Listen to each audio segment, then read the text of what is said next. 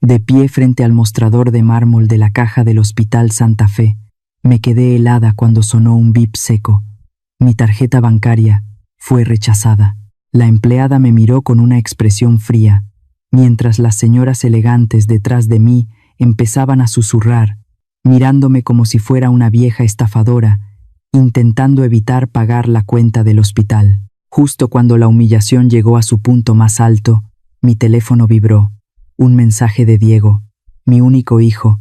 Mañana me caso con Isabela. Para pagar la boda y comprar una mansión nueva, saqué los 7 millones de pesos que mamá tenía ahorrados. La casa de madera de mamá también ya la vendí. Isabela dice que en la casa nueva no hay espacio para gente vieja. Mamá puede quedarse unos días más en el hospital. Adiós. Todo el mundo a mi alrededor pareció derrumbarse, pero en lugar de caer, empecé a reír en medio del vestíbulo del hospital. La gente alrededor me miraba como si me hubiera vuelto loca después de perder todas mis cosas. Pero ellos no saben, y Diego menos que nadie lo sabe, que la casa que él acaba de vender por su cuenta en realidad es una trampa legal de la que nunca va a poder escapar. Hola, mi nombre es Elena Holloway, tengo 64 años. Me alegra mucho que estés aquí. Cuéntame en los comentarios desde dónde escuchaste esta historia para saber hasta dónde ha llegado mi historia. El aire del hospital siempre tiene ese olor punzante, una mezcla de cloro industrial que te quema la nariz y ese aroma lejano de café de olla que flota desde la cafetería. Es un olor que se te pega a la piel y no te deja olvidar que estás en un lugar donde la vida y la muerte se dan la mano. Yo estaba ahí, sentada en una silla de ruedas de metal frío, que me hacía sentir más vieja de lo que soy. Mis piernas, recién operadas para cambiarme la rodilla, estaban envueltas en vendas blancas y apretadas. No sentía mis pies, pero el dolor empezaba a asomarse como agujujas calientes que me pinchaban los huesos. Llevaba puesto ese camisón de hospital tan delgado que me hacía sentir pequeña, casi invisible, en medio del lujo del Hospital Santa Fe. Este es un lugar para la gente que tiene dinero en la Ciudad de México, para los que visten de seda y no se preocupan por la cuenta. Mientras esperaba en el vestíbulo, me puse a pensar si debía llamar a Diego para que pasara por mí. No quería molestarlo en su día de descanso. Ahora que lo pienso, esa consideración mía me parece la cosa más estúpida del mundo. Me acerqué al mostrador de mármol brillante para terminar los trámites de salida. María, la muchacha de la caja que me había saludado con una sonrisa toda la semana, cambió de cara en un segundo. Puso mi tarjeta de Banamex en la máquina y el sonido que salió fue seco. Un bip bip que me heló la sangre. Ella lo intentó de nuevo. Con los labios apretados, detrás de mí, sentí las miradas de las señoras ricas que esperaban su turno. Traían sus pañuelos Hermès y me miraban como si yo fuera una estafadora que intentaba robarse el aire. La cajera me miró con una frialdad que me caló hondo y me dijo que mi cuenta no tenía fondos suficientes. Me faltaban 80,000 pesos para pagar el resto de la cirugía. Yo no lo podía creer. Saqué mi teléfono con las manos temblorosas y abrí la aplicación del Banco de México, pensando que era un error del sistema, pero cuando la pantalla cargó, el corazón me dio un vuelco. 0.00 pesos. Toda mi vida estaba en esos números que ya no existían. 1.7 millones de pesos que había juntado peso tras peso. El dinero de la pensión de viudez de mi Roberto y mis 30 años trabajando como secretaria en el juzgado se habían esfumado. Miré el historial de transacciones y sentí que se me escapaba el alma por los pies. Eran puras transferencias rápidas a la cuenta de mi hijo Diego y a una lista de banquetes y planificadores de bodas. En ese momento no sentí dolor. Sentí un vacío inmenso, como si me hubieran sacado los huesos del cuerpo. Justo cuando pensaba que me iba a desmayar, el teléfono vibró con un mensaje de WhatsApp. Era Diego. Su foto de perfil era él junto a Isabella, brindando con champaña en un departamento de lujo con vista al Paseo de la Reforma. Decía que se casaba mañana en la Catedral Metropolitana. Hasta me dijo que ya había vendido mi casa de madera a un inversionista por 3 millones de pesos. Me pidió que no me enojara, que me quedara unos días más en el hospital, porque Isabella decía que en la casa nueva no había espacio para gente vieja. Por el impacto, se me resbaló el dedo y puse el mensaje de voz que venía después en altavoz. La voz chillona de Isabella resonó en todo el vestíbulo.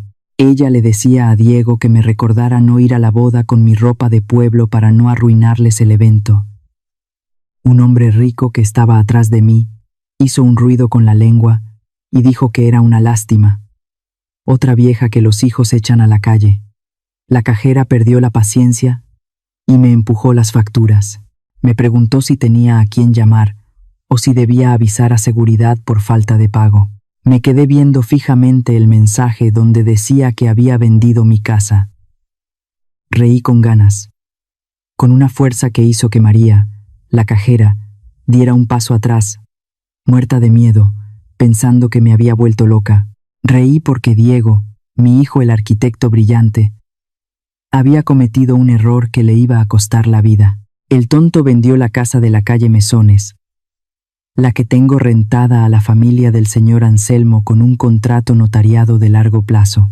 La casa donde vivimos, en realidad, pertenece a un fideicomiso a nombre de mi difunto esposo, algo que él nunca podrá tocar. En ese momento, el dolor de madre se apagó y se encendió en mí la secretaria de juzgado, que vio miles de expedientes criminales. Recordé cómo Diego me hizo firmar un poder notarial cuando yo estaba delirando con 40 de fiebre después de la cirugía. Él cree que ganó. Pero vender una propiedad con inquilinos legales, usando firmas obtenidas con engaños, es un delito penal gravísimo en este país. Me limpié las lágrimas de tanto reír y miré a la cajera a los ojos. Mi voz sonó firme, como cuando dictaba sentencias en el tribunal. Le dije que no llamara a seguridad, sino al licenciado Ricardo Valdés. Le pedí que le dijera que Elena Holloway necesitaba iniciar una demanda por despojo de inmediato. Me quité mi anillo de oro con una esmeralda, el único recuerdo de mi madre, y lo puse sobre el mármol. Le dije que lo guardara como garantía, porque iba a volver a pagar cada peso después de asistir a la boda de mi hijo. Sabía muy bien que mañana no solo sería la boda de Diego, sino el funeral de su carrera y de su orgullo. Si fueras tú en ese momento, en medio de ese vestíbulo lleno de gente, ¿qué harías después? Déjame tu opinión en los comentarios. Mientras el taxi me llevaba lejos del hospital, cerré los ojos y el olor a cloro se convirtió en el aroma de las bugambilias y la tierra mojada. Ahí vivía con Roberto en una casita llena de flores, donde la vida era sencilla y el amor nos sobraba. Roberto murió en un accidente de construcción cuando Diego apenas tenía 10 años. Me dejó sola con un niño pequeño que solo soñaba con construir edificios altos. Recuerdo que el día del entierro le entregué a Diego la vieja brújula de su padre. Le dije que esperaba que ese objeto lo ayudara a ir siempre por el camino derecho. Qué tonta fui al creer que un recuerdo podía evitar que el corazón de un hombre se pudriera con la ambición. Para que Diego pudiera entrar a la mejor escuela de arquitectura en la Ciudad de México, tuve que vender la tierra que heredé de mi familia en el pueblo. Era la tierra que mi abuelo me juró que nunca debía perder. Pero por un hijo una entrega hasta el alma. Me vine a la capital y empecé a trabajar en 3 lugares al mismo tiempo. Por la mañana era secretaria en el juzgado. Por la tarde traducía documentos legales y los fines de semana limpiaba casas en las zonas ricas de Polanco. Mis manos se pusieron ásperas y llenas de cicatrices por el esfuerzo. Siempre que Diego regresaba a casa, yo usaba guantes para que no viera lo que me estaba costando su futuro.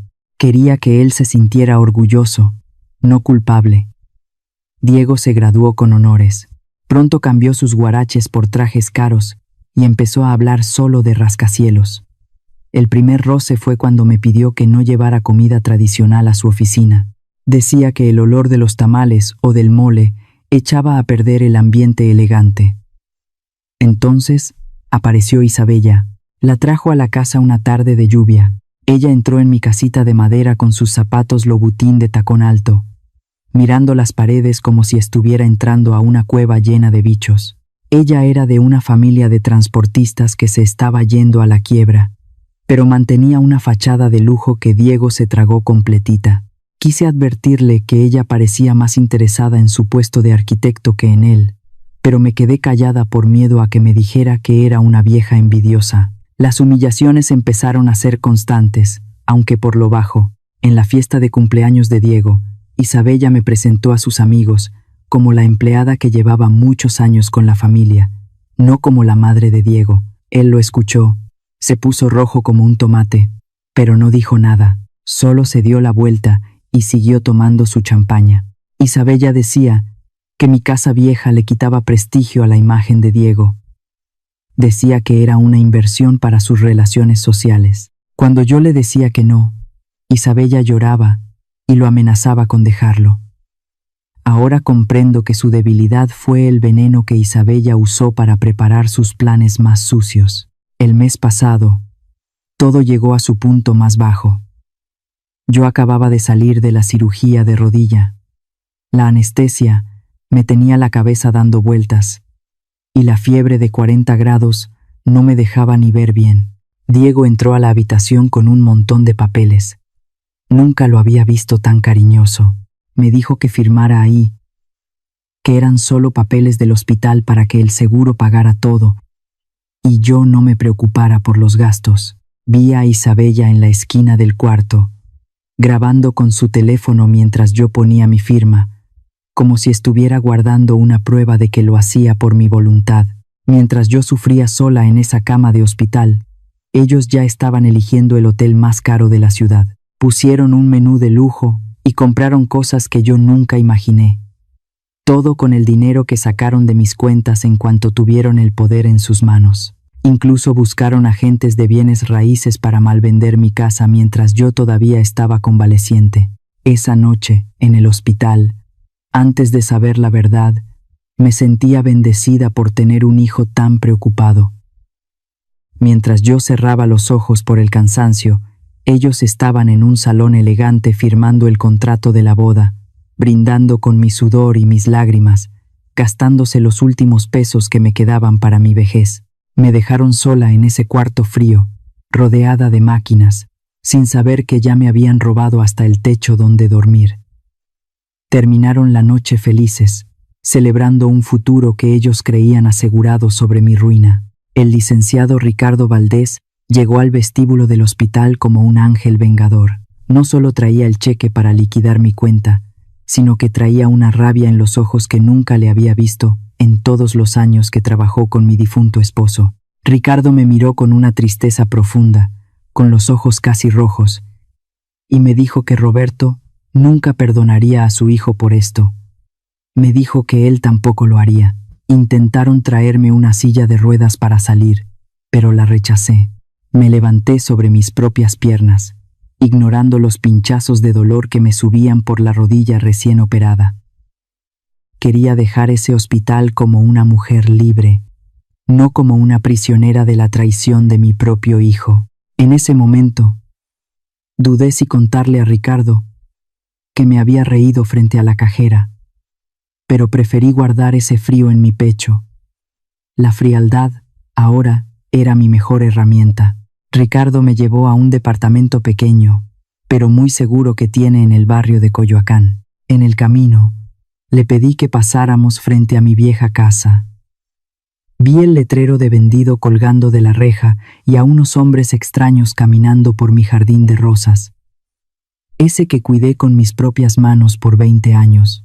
Lo peor fue ver a Isabella en el balcón. Estaba ahí, parada con aire de grandeza, señalando mis cosas y dándole órdenes a unos mozos para que sacaran mis muebles a la calle como si fueran basura. Se me apretó el corazón al ver los recuerdos de mi vida tirados en la banqueta, pero respiré hondo. Me dije a mí misma que la dejara disfrutar su papel de dueña unas cuantas horas más.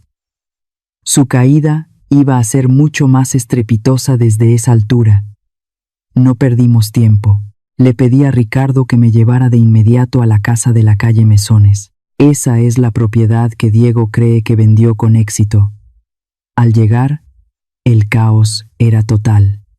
La familia del señor Anselmo, mis inquilinos de toda la vida, estaban aterrorizados. Unos tipos con tatuajes y cara de pocos amigos los estaban amenazando con echar sus cosas a la calle para entregar la casa al nuevo dueño. Me paré frente a esos delincuentes y les grité con una voz que no admitía réplicas. Les dije que ese contrato de arrendamiento tiene 5 años de vigencia y está notariado. Les advertí que si daban un paso más sin una orden judicial, yo misma me encargaría de que terminaran en la cárcel por despojo y allanamiento de morada. Los tipos se miraron entre ellos, murmuraron algunas maldiciones y se largaron al ver que venía acompañada de un abogado de peso. Fuimos a buscar al jefe de cirugía, un viejo amigo de mi Roberto. Le pedimos el expediente detallado de mi operación, específicamente lo que pasó el día 16 del mes pasado. Ahí estaba la prueba de oro. El registro clínico decía claramente que yo, Elena Holloway, estaba en estado de delirio, con una fiebre de 40 grados y bajo los efectos de analgésicos muy fuertes que nublaban mi conciencia. Con eso en la mano, cualquier firma en un poder notarial quedaba anulada legalmente. Diego pensó que era muy listo, pero dejó huellas por todos lados. Ricardo no se quedó conforme y rastreó el poder notarial hasta una oficina pequeña en las afueras de la ciudad. Resultó ser una notaría de mala muerte, manejada por un tipo con fama de hacer chuecuras. Encontramos que el sello de la certificación tenía fecha del día que yo estaba en la unidad de cuidados intensivos. Era imposible que yo hubiera firmado nada ahí. Empecé a armar una línea del tiempo detallada, separando cada mentira y cada movimiento ilegal de Diego. Lo hice con la misma precisión con la que armaba los expedientes criminales en el tribunal. Diego no sabía que estaba despertando a una experta en leyes, no a una madre sumisa. Luego vinieron los números. Ricardo usó sus contactos en el banco para ver a dónde se habían ido mis 1.700.000 pesos. Además de pagar flores, banquetes y hoteles de lujo, descubrimos algo muy extraño. Diego había transferido 500.000 pesos a una cuenta privada a nombre de una tal Lucia Valdés. Ese nombre me hizo ruido en la cabeza. Recordé vagamente que Diego la mencionó cuando estaba en la universidad, pero me había dicho que era una mujer interesada, de la que ya se había librado.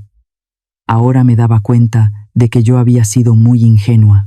La verdad siempre se esconde en los lugares que uno menos se imagina. Mientras revisábamos los papeles, Isabella me llamó. Su voz era dulce, pero cargada de veneno y burla. Me llamó anciana querida y me dijo que se había enterado de mi escándalo en el centro histórico. Me aconsejó que no molestara a Diego, porque él no estaría contento. Incluso me sugirió que buscara una banca en un parque para irme a sentar y pasar el tiempo. Yo le contesté con una calma que seguramente la dejó fría. Le dije que había elegido a la rival equivocada. Le pedí que le dijera a Diego que preparara su mejor traje de boda, porque sería el último que usaría antes de ponerse el uniforme de rayas de la prisión. Colgué de inmediato y sentí un silencio pesado del otro lado de la línea. Ricardo quería detener la boda ahí mismo para intentar recuperar el dinero, pero yo lo frené. Le expliqué que si lo deteníamos en ese momento, solo sería un pleito civil por dinero, pero si dejábamos que siguiera adelante, si permitíamos que gastara el dinero de un fraude inmobiliario en una boda de lujo, Diego estaría cometiendo delitos penales graves y fraude contra inversionistas. Quería que el castigo fuera total. Decidí que me presentaría en la boda como mi último regalo para él. Fue la decisión más dolorosa de mi vida, ver a mi propio hijo caminar hacia el abismo, pero era la única forma de que entendiera el peso de su traición. Nos encerramos en el departamento de Coyoacán para desmenuzar los estados de cuenta. Además de los lujos de la boda, había transferencias mensuales constantes a esa cuenta de Lucia Valdés. Ricardo llamó a un investigador privado mientras yo miraba por la ventana las bugambilias rojas. Me preguntaba qué otra cosa me estaba ocultando Diego. Esa cantidad de dinero era suficiente para mantener a una familia humilde por 10 años. En ese momento pensé que Lucia podía ser una cómplice de Isabella, pero mi instinto de madre me decía que la historia era muy diferente. La información llegó rápido. Lucia Valdés vivía en un edificio viejo y descuidado en la zona de Iztapalapa. Era el polo opuesto de la zona elegante donde Diego quería vivir ahora. Le pedí a Ricardo que me llevara hasta allá. El coche de lujo de mi abogado se veía fuera de lugar, entre las calles llenas de basura y paredes pintadas con grafiti. Me bajé con dificultad.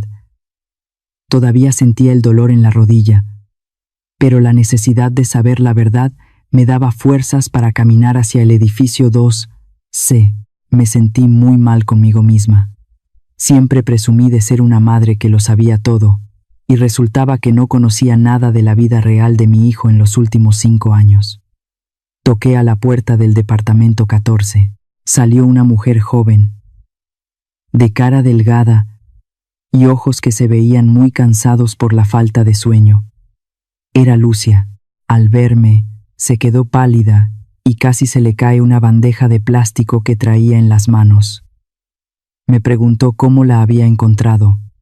La reconocí de inmediato. Lucia había sido pasante en el mismo juzgado donde yo trabajaba. Ella y Diego habían tenido un romance secreto al final de la universidad, pero mi hijo siempre me dijo que solo eran amigos de la escuela. Antes de que Lucia pudiera decir más, una niña como de 5 años salió corriendo de un cuarto con una muñeca de trapo vieja.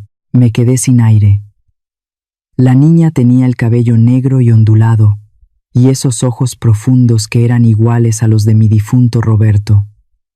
Hasta tenía el mismo lunar pequeño, detrás de la oreja izquierda. La niña me miró con inocencia y le preguntó a Lucia si yo era la abuela que venía a llevarlas con su papá Diego. Sentí que el pecho se me apretaba tanto que no podía respirar. Tenía una nieta de 5 años y nunca la había tenido entre mis brazos. Lucia se puso a llorar y me dejó pasar. Me contó la historia amarga que Diego me había ocultado. Hace 5 años, cuando ella quedó embarazada, Diego le exigió que abortara porque él estaba entrando a un despacho de arquitectos muy importante ligado a la familia de Isabella. Lucia se negó y decidió criar a la niña sola. Diego, por miedo a que Isabella se enterara, le daba dinero de mis ahorros a cuentagotas para que se quedara callada. Pero las cosas se habían complicado. La familia de Isabella quería investigar el pasado de Diego para una fusión de empresas, y un tribunal ya le había ordenado pagar 800,000 pesos de pensiones atrasadas o iría a la cárcel. Entonces entendí todo. Diego no solo me robó para la boda, me robó 1,700,000 pesos para pagarle esa deuda a Lucia y obligarla a firmar un acuerdo donde ella aceptaba desaparecer de su vida para siempre. El resto del dinero lo quería para presumir riqueza frente a sus suegros ricos. Lucia me enseñó el papel que Diego la obligó a firmar la semana pasada. En ese documento, mi hijo la amenazaba con usar el poder de la familia de Isabella para quitarle la custodia de la niña. Si hablaba, me di cuenta de que mi hijo se había convertido en un monstruo que veía a su propia sangre como una deuda que debía borrar. Abracé a la pequeña Sofía. La niña olía a leche y a jabón barato. Ella no sabía que su papá se estaba casando con otra mujer usando el dinero que debería ser para su futuro. Ella ya estaba lista para huir con los primeros 500,000 pesos que Diego le dio porque le tenía mucho miedo. Le dije con una voz muy firme que no tuviera miedo y que no huyera más. Le dije que yo no solo era la abuela de Sofía, sino una experta en leyes, y que iba a recuperar cada centavo y la dignidad que Diego les había robado. Le pedí a Ricardo que preparara otra demanda de inmediato. Íbamos a acusar a Diego por incumplimiento de obligaciones familiares y por amenazas. Mi plan cambió por completo. Quería que Diego se viera obligado a arrodillarse frente a Lucia y frente a la niña el mismo día de su boda. Miré la foto de Diego con Isabella en un periódico que estaba sobre la mesa de Lucia. Era una boda de $1,000,000 construida sobre el abandono y la mentira. Me dije a mí misma que esa boda sería el lugar donde la verdad Iba a quemar todas sus máscaras de lujo. Diego me llamó por teléfono mientras yo estaba sentada en el departamento de Ricardo. Su voz sonaba extraña, con una culpa fingida que me dio náuseas. Me dijo: «Mamá, espero que sigas bien en el hospital. He tenido tanto trabajo que no he podido ir a verte, pero te prometo que después de la boda te llevaré a un lugar mejor». Era una mentira tras otra, dichas con una ligereza que me partía el alma, pero lo peor fue lo que escuché de fondo. Isabella le susurró, pensando que yo no oía: «Pregúntale si se va a quedar quietecita en el hospital. No quiero que se presente con su cara de pueblo a avergonzarme frente a mis invitados». Yo le contesté con una voz débil, fingiendo que apenas podía respirar. Le dije que me sentía muy mal, que no podía ni moverme de la cama. Le deseé felicidad con mi dinero y con mi casa, usando un tono que lo hiciera creer que ya me había rendido. En ese momento tuve ganas de gritarle todas sus verdades, de insultarlo por su bajeza, pero me aguanté. Como decía mi abuelo, el mejor cazador es el que sabe hacerse el muerto. Colgué el teléfono y sentí un frío amargo. Diego me aseguró que había tomado mi dinero solo como una inversión para nuestro futuro juntos, y que me daría una parte cuando terminara de vender la casa. Él no sabía que yo estaba grabando cada palabra de esa llamada. Esa era la prueba definitiva de que él aceptaba haber tomado mis ahorros sin permiso, bajo el disfraz de una supuesta inversión. Diego cortó la comunicación sin preguntarme ni una sola vez si me dolía la rodilla o si tenía dinero para mis medicinas. Ahí me di cuenta de que no había criado a un hombre, sino a un robot sin corazón. Esa frialdad suya fue el veneno que terminó de matar cualquier rastro de lástima que me quedaba por él. Ricardo se movió como un rayo. Se puso en contacto con la compañía que tenía retenidos los 3 millones de pesos de la supuesta venta de mi casa de alquiler. Les mandamos todo el expediente médico que demostraba que mi firma era falsa y que yo estaba sedada el día que se firmó el poder. La gente de la empresa se quedó helada al darse cuenta de que estaban metidos en un fraude inmobiliario de los grandes. Aceptaron congelar el dinero de inmediato, pero, a petición mía, le mandaron un correo electrónico falso a Diego diciéndole que su dinero estaría disponible justo a las 6 de la tarde del día siguiente, exactamente cuando empezara el banquete de su boda. Quería que estuviera confiado, que se sintiera el hombre más rico del mundo antes de que el suelo se le abriera bajo los pies. Aproveché mis viejos contactos en el juzgado, hablé con jueces que conocían mi trayectoria y logramos que se firmara una orden de arresto urgente. El investigador privado también entregó las pruebas de las amenazas de Diego contra Lucia. Todo el expediente fue a parar a la oficina de la Policía Económica. Ricardo me miró con una sonrisa triste y me dijo que todo estaba listo, que la policía aparecería justo cuando Diego creyera que lo tenía todo. Pero yo quería más. Quería que Isabella y su familia también sintieran el golpe. Mandé un mensaje anónimo a los padres de ella, diciéndoles que Diego estaba hundido en deudas y que tenía una hija secreta de 5 años. Les pedí que cuidaran su dote. Ricardo hackeó las cámaras de la oficina de Diego y vimos cómo los padres de Isabella llegaban furiosos a reclamarle. Les dijo que yo estaba a punto de morir y que toda la herencia de los Holloway pasaría a sus manos muy pronto. La familia de Isabella, que también está en la ruina, decidió ignorar la verdad para jugarse su última carta. Son unos buitres esperando comerse un cadáver, y se merecían la humillación tanto como mi hijo. La noche antes de la boda no pude dormir. Encendí una vela frente a la foto de mi esposo Roberto. Le pregunté en voz baja si me odiaba por lo que estaba a punto de hacer, por meter a nuestro único hijo a la cárcel, pero luego cerré los ojos y vi la cara de la pequeña Sofía en ese cuarto húmedo de Iztapalapa. Vi a mis inquilinos asustados por los matones. Entendí que amar a un hijo no es tapar sus pecados, sino obligarlo a pagar para que pueda volver a nacer. Me preparé como quien se prepara para una batalla. No elegí un vestido de fiesta de colores alegres. Busqué un vestido de seda negra, elegante y frío, y me puse el collar de perlas que Roberto me regaló hace años. Ese vestido no era para una boda, era para el funeral de la decencia de mi hijo. Preparé una cajita de plata, pero dentro no puse joyas ni dinero. Puse las órdenes judiciales de embargo y la demanda por la pensión de Sofía. Finalmente llamé a Lucia. Le pedí que mañana vistiera a Sofía con su mejor vestido rosa. Le dije que entrara al salón de la boda con valentía cuando yo le hiciera la señal. Le aseguré que a partir de mañana nadie volvería a amenazarlas. Colgué el teléfono y respiré hondo.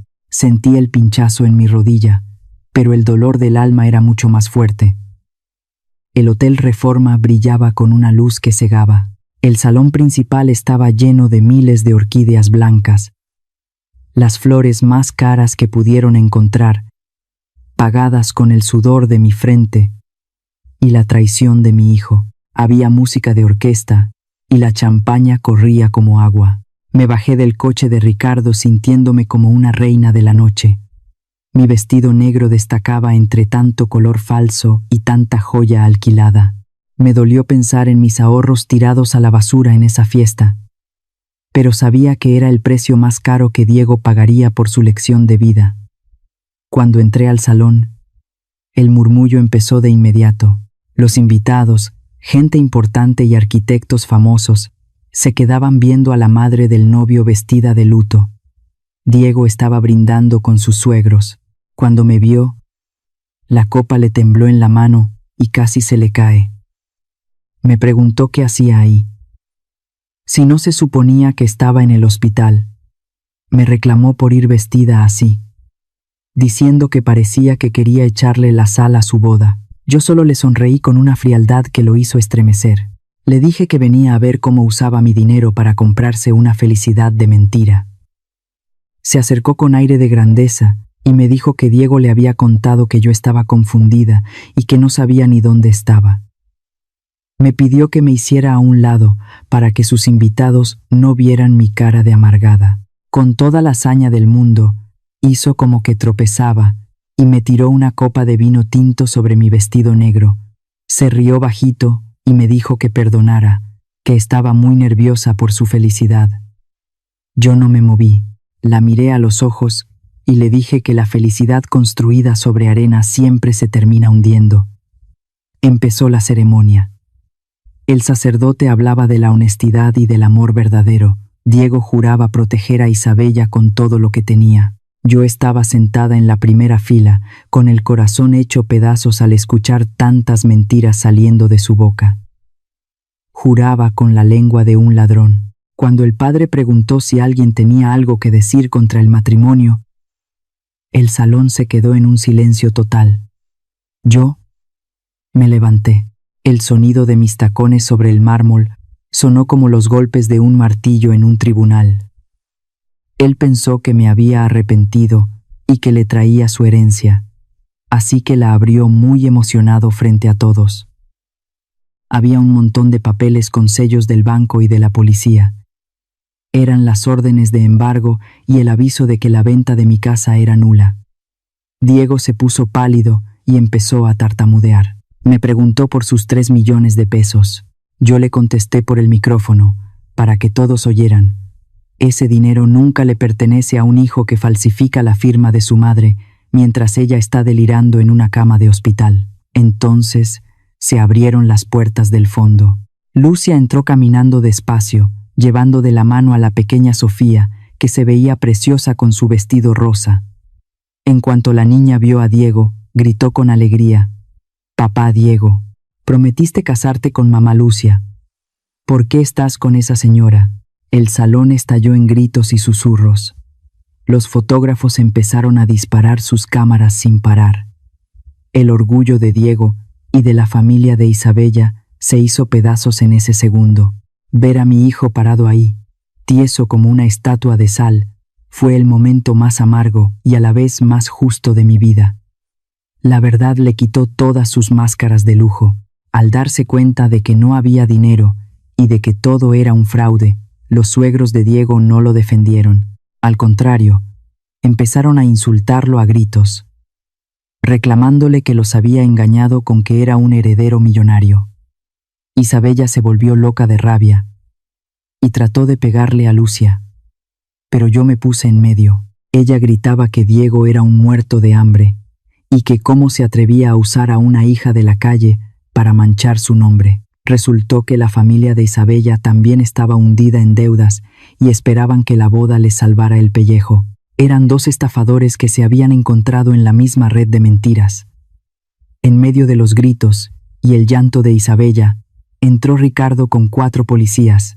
Leyeron la orden de aprehensión contra Diego Holloway ahí mismo, frente a toda la alta sociedad de México. Le pusieron las esposas, mientras todavía traía puesto su smoking de diseñador.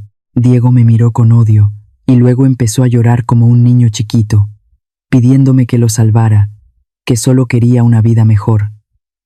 Yo no le dije nada. Me di la vuelta y tomé de la mano a Lucia y a Sofía. Salimos de ese hotel dejando atrás un montón de flores pisoteadas y ruinas. Entendí que la justicia no llega tarde.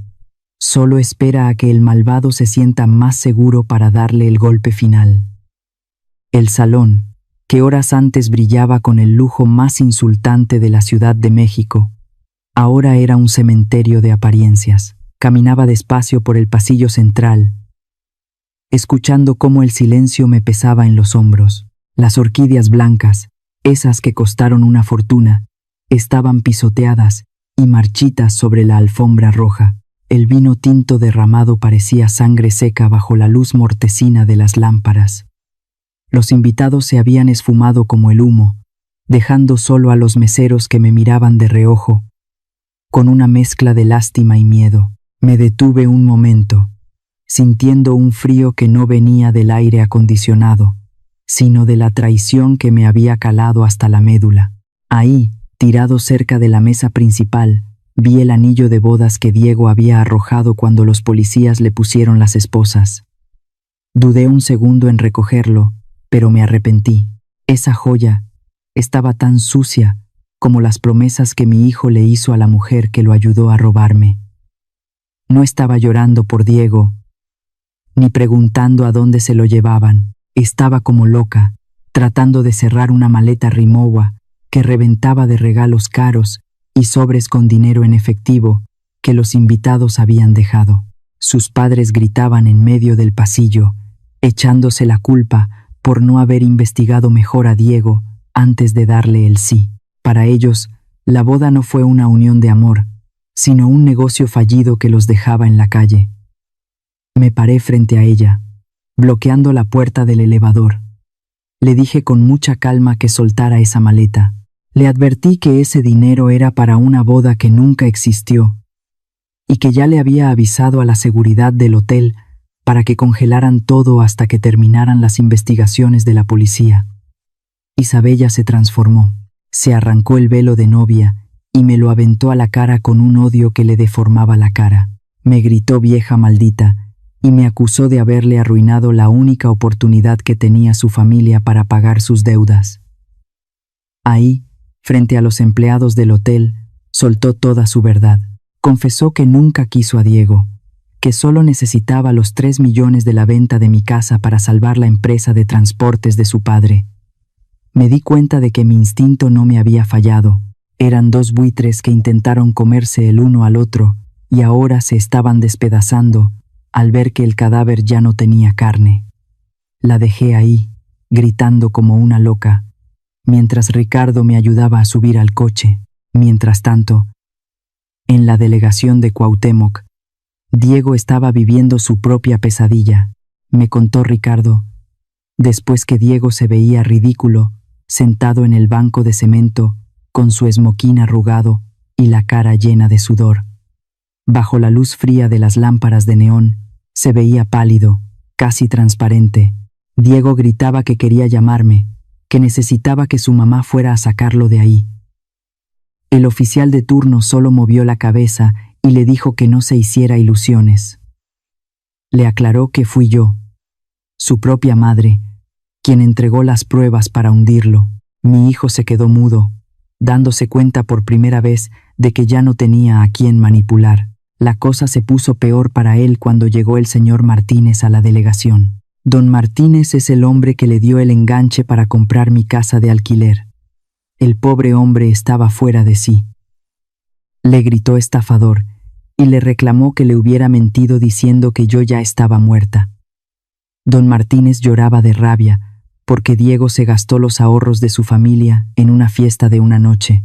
Esa mentira, decir que su madre había fallecido para vender la casa más rápido, fue el clavo final en el ataúd de su honor. En cuestión de horas, el hashtag #BodaFraude se hizo tendencia en las redes sociales. Las fotos de Diego esposado, con su traje de novio, y la imagen de la pequeña Sofía entrando a la iglesia, estaban por todo Twitter y TikTok. El escándalo fue tan grande que el despacho de arquitectos, donde trabajaba, mandó un comunicado esa misma noche. Lo despidieron de inmediato y borraron su nombre de todos los proyectos por falta de ética profesional.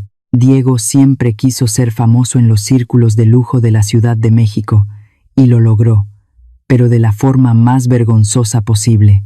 Ricardo manejaba en silencio mientras la lluvia empezaba a caer sobre el Paseo de la Reforma. Me preguntó si de verdad quería seguir con la demanda. Me dijo que si retiraba los cargos, Diego podría alcanzar una fianza y salir con una sentencia suspendida. Me quedé mirando las luces borrosas de la calle por un buen rato. Luego miré hacia el asiento de atrás, donde la pequeña Sofía dormía profundamente en el regazo de Lucia. Le dije a Ricardo que si lo salvaba ahora, Diego nunca entendería el valor de la verdad. Esa noche tomé una decisión de hierro. Le pedí a Ricardo que no contestara ninguna llamada de los abogados que Diego intentara contratar. Quería que el expediente fuera impecable, que se reclamara hasta el último peso para asegurar el futuro de Sofía. Entendí que mi debilidad como madre había sido la cómplice de su maldad. A partir de ese momento, dejé de ser la mamá de Diego para convertirme en la voz de la justicia. Sentí que por fin le estaba cumpliendo a mi Roberto, protegiendo a la familia con la verdad, aunque esa verdad nos quemara a todos. Diego no se iba a quedar de brazos cruzados, usando un dinero en efectivo que todavía tenía guardado en su oficina. Contrató a Alejandro Silva. Silva es lo que todos conocemos como un abogado tiburón, de esos que solo defienden a gente de cuello blanco y que cobran una fortuna por ensuciar el nombre de cualquiera. Lo vi entrar al juzgado con una arrogancia que me revolvió el estómago. Silva declaró a los periodistas que todo esto era una trampa de Lucia para sacar dinero y que yo era una pobre anciana que no sabía lo que hacía porque estaba mal de la cabeza después de su operación. Cuando entramos a la primera audiencia, Diego me lanzó una mirada cargada de rencor. Estaba sentado junto a su abogado, susurrándole cosas al oído y apuntándome con el dedo. Me dolió verlo así, mirándome como si yo fuera su peor enemiga. Por un segundo sentí que el corazón se me hacía chiquito, pero sentí la mano de Lucia temblando junto a la mía y recuperé la fuerza. No podía dar marcha atrás.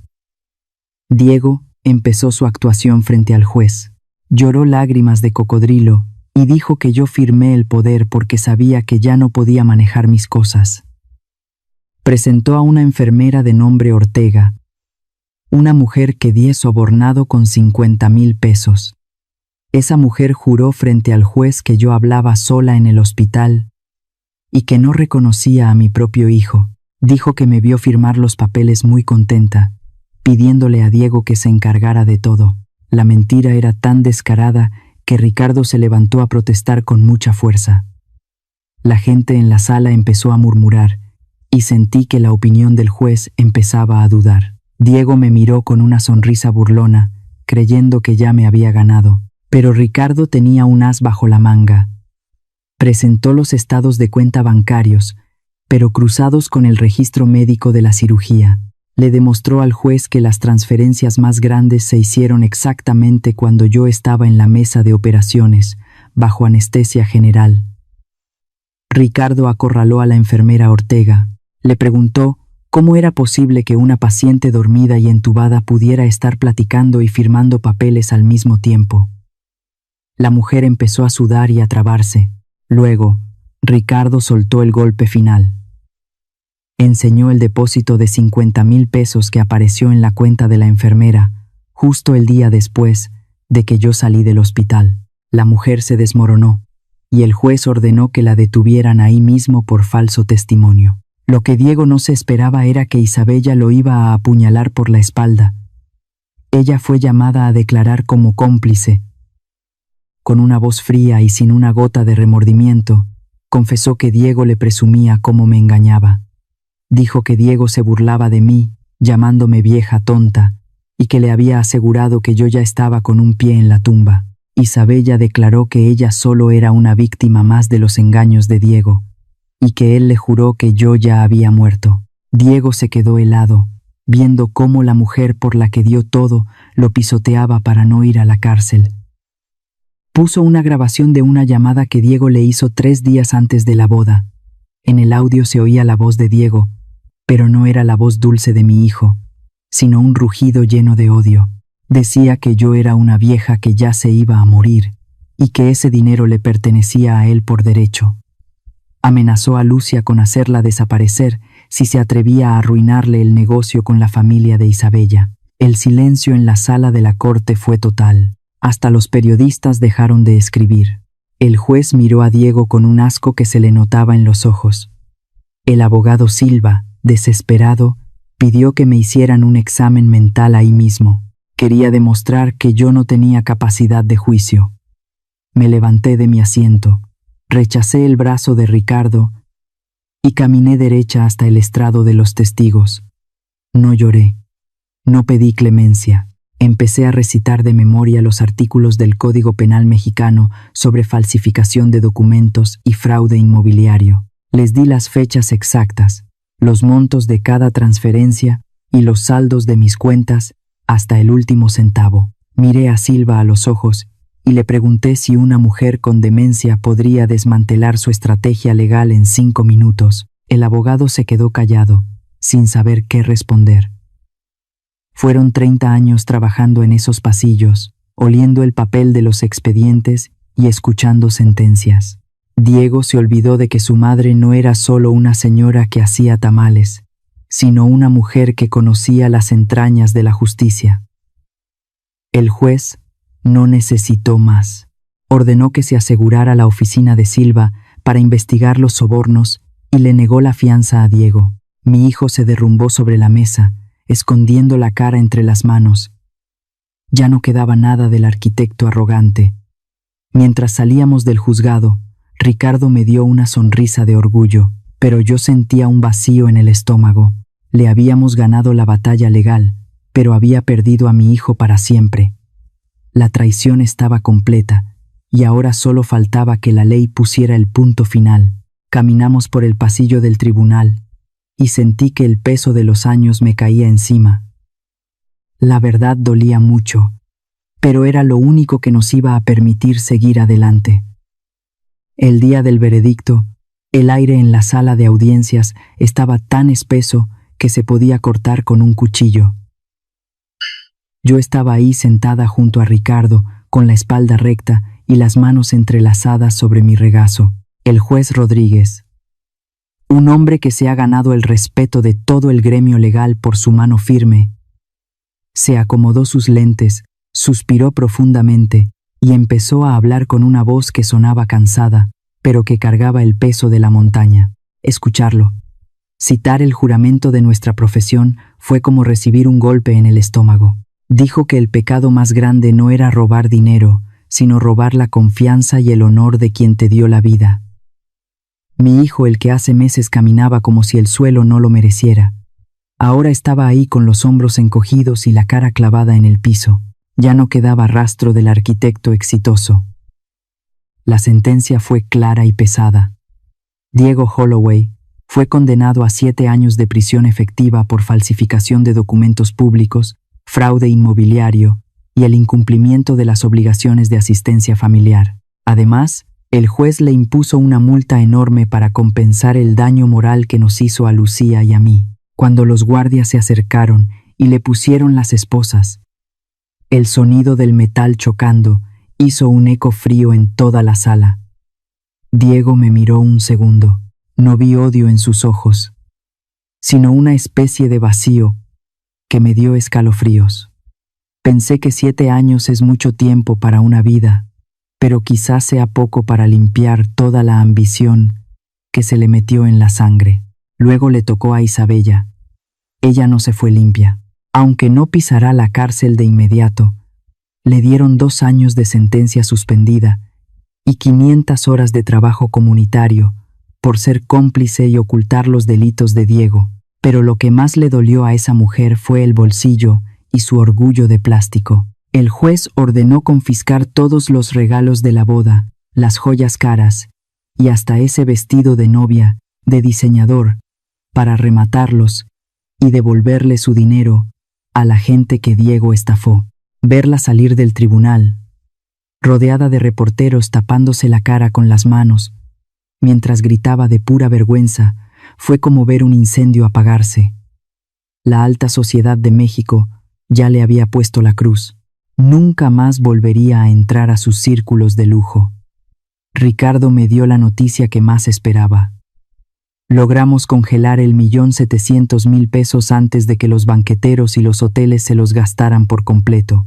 El Hotel Reforma tuvo que devolver lo que no se usó, porque el contrato era ilegal. Todo el dinero que recuperamos de las cuentas de Diego lo pusimos en un fondo para la pequeña Sofía. Yo no quise tocar ni un centavo de esa lana. Se lo entregué a Lucía bajo la supervisión de Ricardo para que a mi nieta nunca le falte nada. Ahí entendí que el dinero solo sirve cuando se usa para cuidar la vida, no para adornar las mentiras. El regreso a mi casa de madera fue el momento más dulce. El contrato de venta fraudulento fue anulado y los agentes de bienes raíces perdieron su licencia. Cuando bajé del coche, ahí, en mi calle vieja, los vecinos ya me estaban esperando. Doña Henderson tenía un ramo de rosas rojas en las manos y la gente empezó a aplaudir. Entrar a mi sala, ver las fotos de Roberto y sentir el olor a madera vieja me dio una paz que no puedo explicar. La casa volvía a ser un hogar y no una moneda de cambio. Diego lo perdió todo.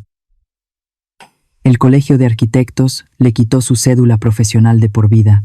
Su nombre fue borrado de todos los edificios que diseñó. Aquellos amigos que brindaron con él con champaña cara, ahora hablaban de él como si fuera una peste. Se quedó solo en el fondo del pozo que él mismo cavó. La ambición lo subió a una nube de humo, y la realidad lo dejó caer sobre las piedras. Esa noche, cuando todos se fueron, me quedé sola en la sala. Solo estaba la luz de las veladoras en el altar de Roberto. Me quedé mirando su foto y le pregunté en silencio si me perdonaba. Le dije que había metido a nuestro hijo a la cárcel. Me pregunté si esa era la única forma de salvar su alma. Una lágrima me rodó por la mejilla. No me arrepentía de lo que hice, pero el corazón me dolía como si me lo hubieran partido con un hacha. Más tarde, Lucía llegó con Sofía. La niña saltó a mis brazos y me dio un beso en la mejilla. Me preguntó si ya no teníamos que escondernos del tío Diego. La abracé tan fuerte que sentí sus latidos. Le dije a Lucía que a partir de ese día vivirían conmigo. Esta casa es de Sofía. Diego quiso destruirla, pero nosotros la íbamos a levantar con amor. Miré a la Virgen de Guadalupe en la pared y le pedí fuerzas. Esta victoria no era mía, sino del futuro de la única sangre limpia que queda en esta familia. El reclusorio norte es un lugar oscuro. Diego pasó de usar trajes de $2,000 a usar un uniforme de preso color beige que le quedaba grande. Me contaron que los primeros meses fueron un infierno para él. En la cárcel no perdonan a los que le roban a su propia madre. Ese es el pecado más bajo en nuestra cultura. Diego tuvo que aprender a comer frijoles de olla y tortillas tiesas en lugar de los banquetes del Hotel Reforma. Tuvo que aprender lo que es el miedo de verdad. Yo pensaba en él todas las noches. A veces me daban ganas de mandarle un poco de dinero para que comiera mejor o para que no le faltara nada. Pero luego veía las manos de Lucía todas llenas de harina y de callos por hacer pan para vender y me aguantaba. Diego necesitaba saber lo que cuesta ganarse la vida con el sudor de la frente. El castigo no es odio. Es la medicina que le faltó durante tantos años de mimos. Isabella terminó de demostrar quién era. Diego esperaba que ella lo visitara, que le jurara amor eterno, pero lo único que recibió fue una demanda de sus abogados. Ella quería que Diego le pagara por haber manchado su nombre. Poco después nos enteramos de que ya andaba saliendo con otro hombre rico. Diego cambió a su madre por un amor que valía menos que un billete falso. Fue una lección amarga, pero necesaria. Mientras tanto, nuestra vida en la casa de Maple Drive cambió por completo. La cocina se llenó de olor a pan recién horneado. Lucía puso una pequeña panadería en la parte de atrás y le va muy bien. Yo me encargo de Sofía. Le enseño a leer y le cuento historias de su abuelo Roberto. Le digo que el abuelo era un hombre de palabra que nunca decía mentiras. Yo ya no bajo la cabeza cuando voy al mercado. No soy la mamá de un delincuente. Soy la mujer que defendió su dignidad y la de su nieta. Me siento más joven, más viva. La risa de Sofía fue el remedio que me curó las heridas de la traición. A los 3 meses llegó la primera carta de Diego. Me temblaron las manos al abrirla. Solo se quejaba de que la celda era fría, de que la comida era mala, y me pedía que usara mis influencias para sacarlo de ahí. Decía que si lo ayudaba prometía no volver a ver a Lucía ni a la niña. Cerré los ojos de pura vergüenza. Todavía las veía como un estorbo, no como su familia. Diego quiso seguir siendo el arquitecto arrogante dentro de la cárcel, y un grupo de presos le dio una golpiza que casi lo mata. Estuvo 1 mes en la enfermería del reclusorio. Ahí, solo con el dolor de sus huesos rotos, empezó a tener visiones de su padre. Recordó cuando Roberto lo cargaba en hombros y le decía que un hombre sin honor no es nadie. Por primera vez, Diego se vio en un espejo y no reconoció al monstruo que se había vuelto. Se dio cuenta de que su padre estaría avergonzado de él. Sofía me preguntaba por él. Me decía que por qué su papá se había ido a trabajar tan lejos, y si todavía la quería. Me quedaba callada sin saber qué decir. Lucía me miraba con tristeza. Un día, abracé a la niña y le dije que su papá estaba aprendiendo una lección muy difícil para poder ser un hombre bueno, que cuando terminara de aprender, volvería con nosotros. No sé si le mentí, pero quería que ella guardara una semillita de esperanza en su corazón. La letra estaba toda temblorosa. No pedía salir de la cárcel. No pedía dinero. Solo decía 3 palabras que me hicieron llorar. Perdón, perdón, perdón. Decía que se sentía un animal por habernos hecho tanto daño y preguntaba por Sofía. Preguntaba si la niña estaba bien, si ya iba a la escuela. No le contesté con palabras, pero le mandé una foto de Sofía el día que entró al kinder. Quería que viera lo que se estaba perdiendo por culpa de su ambición. Después de 1 año, Ricardo me acompañó a visitarlo. Caminar por esos pasillos grises del penal me dio mucha tristeza. Nos pusieron frente a un vidrio blindado. Cuando Diego apareció, me quedé helada. Estaba flaco, tenía el pelo muy corto y una cicatriz le cruzaba la mejilla. En cuanto me vio, se derrumbó. Se hincó frente al vidrio y empezó a llorar como un niño chiquito. Ponía sus manos temblorosas sobre el cristal y me suplicaba que no lo abandonara. Me decía que ya sabía que se había portado como un demonio. En ese momento, vi que el arquitecto soberbio había muerto. Ese hombre que lloraba ahí era mi hijo Diego, intentando nacer de nuevo entre las cenizas de su propio desastre. La redención es un camino largo, pero ese día supe que por fin lo había empezado a caminar. Le dieron la libertad antes de tiempo porque se portó bien y se la pasó trabajando de sol a sol en el taller de carpintería del penal. Ese día, Cuando cruzó la puerta de fierro, se veía muy distinto. Ya no era el arquitecto de trajes caros y peinado perfecto. Traía una bolsa de lona vieja, una barba de varios días, y esas manos que antes solo cargaban planos, ahora estaban llenas de grietas, callos y cicatrices de tanto darle al mazo y al serrucho. Yo no fui a recibirlo a la puerta, me quedé lejos, adentro de un taxi, observando a mi hijo desde la distancia. Nadie lo esperaba con abrazos, ni traía un peso en la bolsa. Sentí una punzada en el pecho y me pregunté si estaba siendo demasiado dura, si debía bajarme y abrirle la puerta del coche. Pero me aguanté las ganas.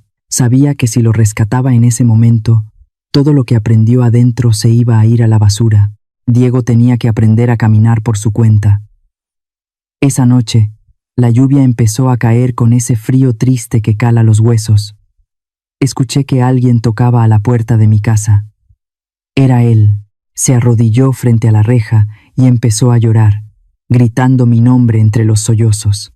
Me asomé por la ventana y lo vi ahí, tirado bajo el agua. No abrí la puerta. Le hablé por el interfono con una voz que me salió del alma pero que sonó firme. Le dije que en esta casa ya no había lugar para un ladrón que le robó a su madre. Le dije que si quería un techo, tenía que ganárselo con su propio esfuerzo. Le había dejado una bolsita afuera de la reja. Adentro había algo de ropa limpia, un par de panes dulces y un papelito con la dirección de una casa de huéspedes barata en un barrio pobre. Escuché sus pasos alejarse y me solté a llorar en silencio. Fue lo más difícil que he hecho en mis 64 años. Pero era necesario para que de verdad tocara fondo. Sin sus papeles de arquitecto y con el historial de la cárcel, nadie le daba trabajo en las oficinas bonitas. Diego tuvo que irse a las obras en las orillas de la ciudad, pero no a diseñar, sino a cargar bultos de cemento y pegar ladrillos. Me contaron que ahora comía su almuerzo de una cajita de plástico sentado entre la tierra y el polvo, y que dormía en una litera apretada en un cuarto compartido. Me dolía pensarlo así, tan acabado. Pero cada marca nueva en su cuerpo era una señal de que la honradez estaba volviendo a brotar.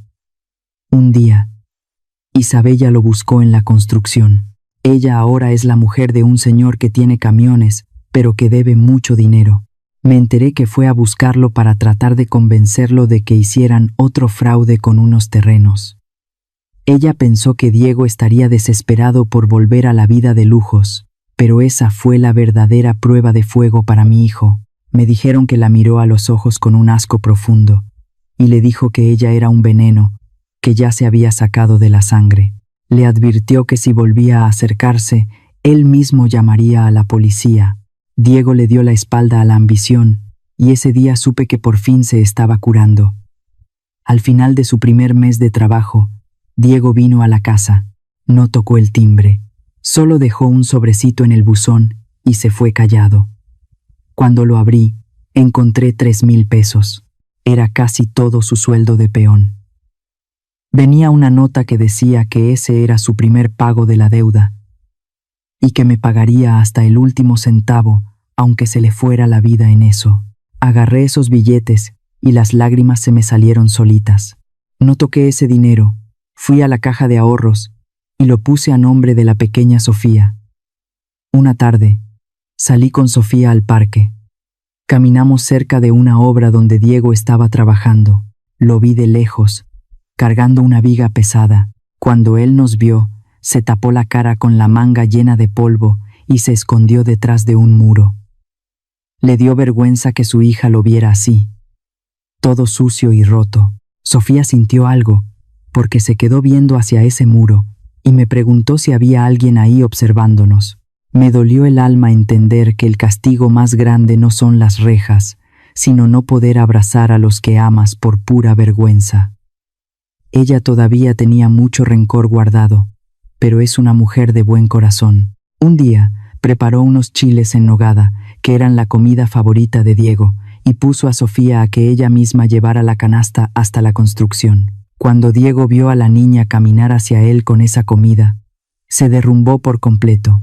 Se hincó en la arena y lloró como un niño chiquito mientras Sofía le limpiaba las lágrimas con sus manos tiernas.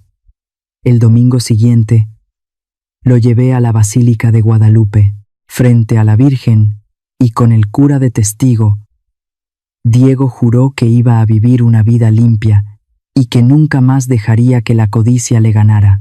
Le apreté sus manos, que ahora estaban duras y rasposas, y le dije que ya había recuperado la justicia y que ahora me tocaba recuperar a mi hijo.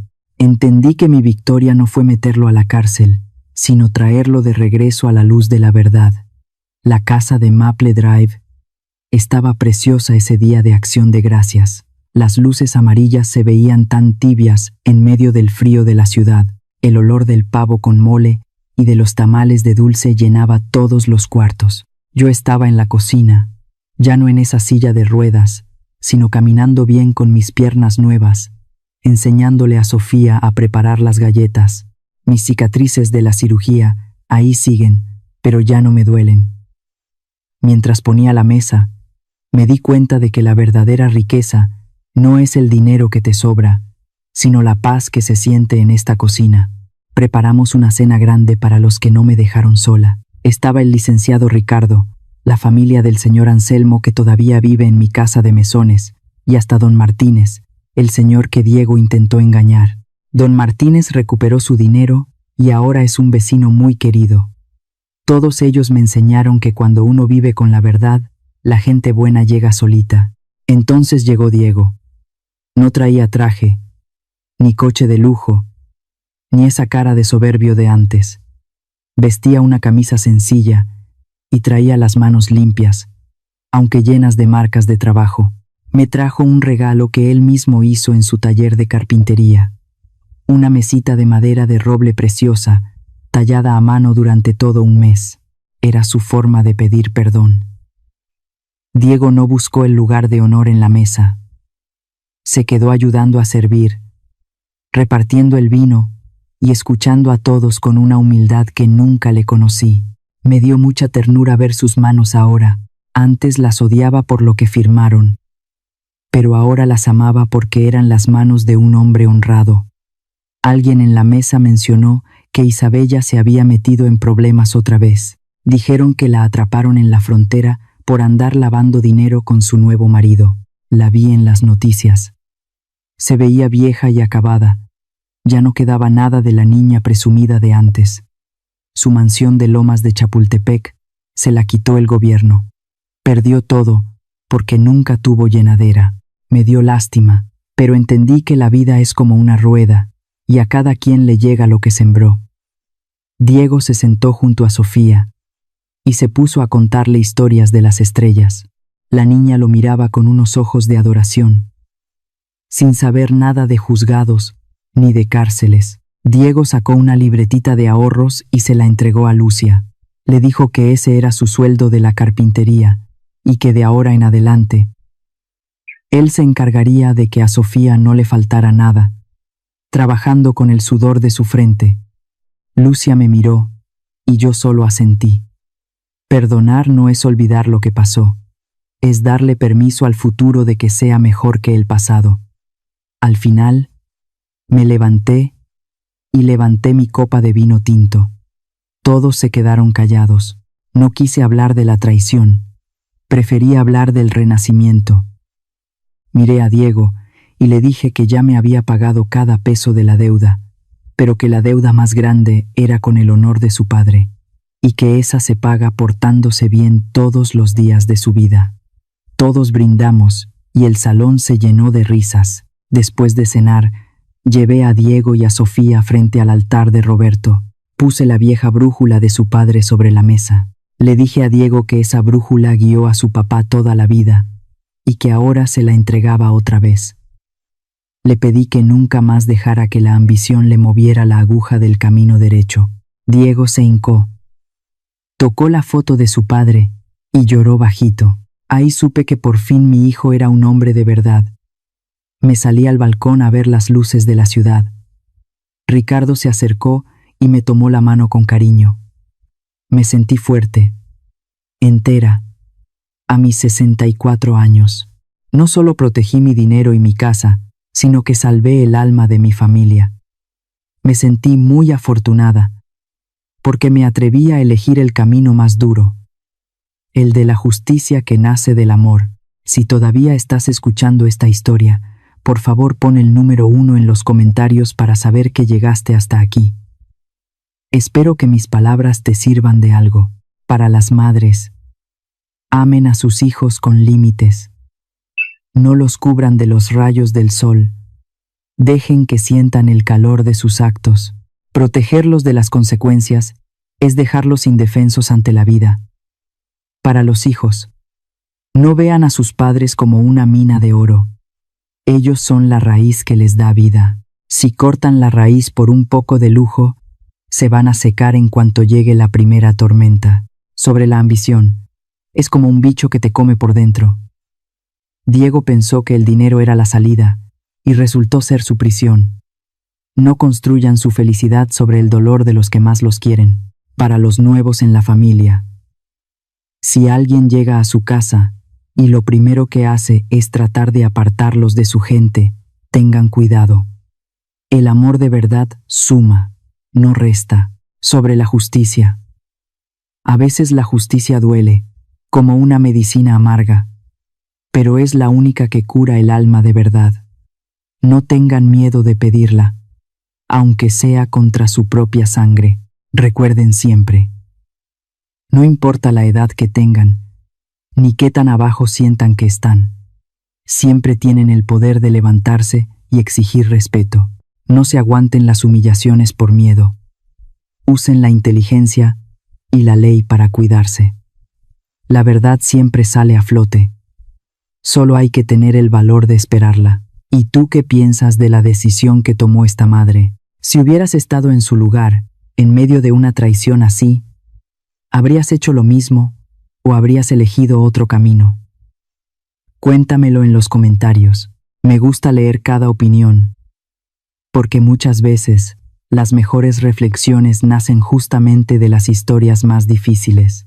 Si esta historia te hizo pensar, sentir o recordar algo importante, apóyala con un like, compártela con alguien que también pueda encontrar una enseñanza en ella, y suscríbete al canal para no perderte las próximas historias.